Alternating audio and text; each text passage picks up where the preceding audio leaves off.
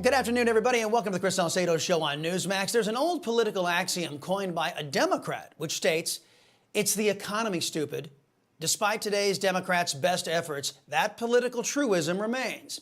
And the Democrats' attacks on the U.S. economy and the resulting damage to American families is driving many people to vote against Democrats in defense of their family. Democrats' tanking economy tanks America's future. That's the focus of this afternoon's preamble. According to Bloomberg and other alleged news sources, as of last Wednesday, the United States has 25 days of diesel fuel left. According to reports, our fuel reserves have not been this low since 2008, the Great Recession. Imagine a Thanksgiving with no diesel fuel. Imagine a Christmas with no fuel to deliver people and goods to their destinations. Only fools claim that Democrats' anti-American energy policies have no impact on our supply of fuel that drives America's economic engine. Joe Biden hasn't been in office 2 years, but has already added $3 trillion to the national debt. Where it is true that President Trump added a lot of debt, Trump was forced to spend money to rebuild our United States military that was decimated by Barack Obama. Trump also had to deal with a once-in-a-generation pandemic. Take a look at this chart. The national debt has ballooned in the last 2 decades.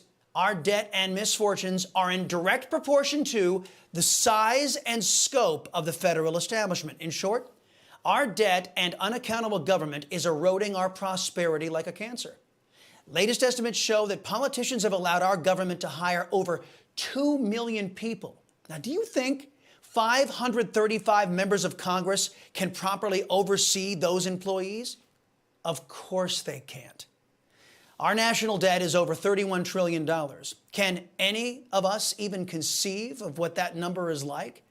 How much is 31 trillion? 31 trillion seconds is over 980,000 years. Scientists estimate that the human body has about 30 trillion cells.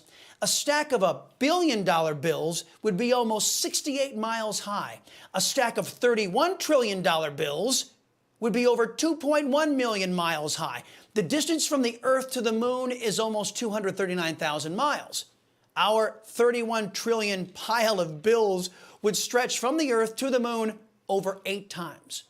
That's how much trouble both political parties have put the United States in. $31 trillion means that every one of us in the United States, 350 million Americans, owes $88,500. And who is holding our debt? The Peter G. Peterson Foundation has been tracking the national debt for years. They show that 1/3 of our national debt is held by foreign interests, and that Japan is the largest holder of our debt, with China a close second. That's right. America's enemy, China, is one of our largest debt holders. The Committee for a Responsible Federal Budget reports that our interest payment for our debt was almost $400 billion last year. We spent $269 billion on veteran services, and we still have homeless vets. The committee expects that by 2032, we'll be spending more on paying interest on the debt than we will spend on Medicare. With rising interest rates, the judgment day on interest payments to the debt could come even sooner. Once America can no longer make the interest payments on our debt, America is finished. So what is the solution? Well, it isn't as complicated as the federal leviathan that was created by our non-thinking politicians. The government should run its budget just like you run your household budget. Reagan said that we as individuals can live beyond our means, but only for a short period of time.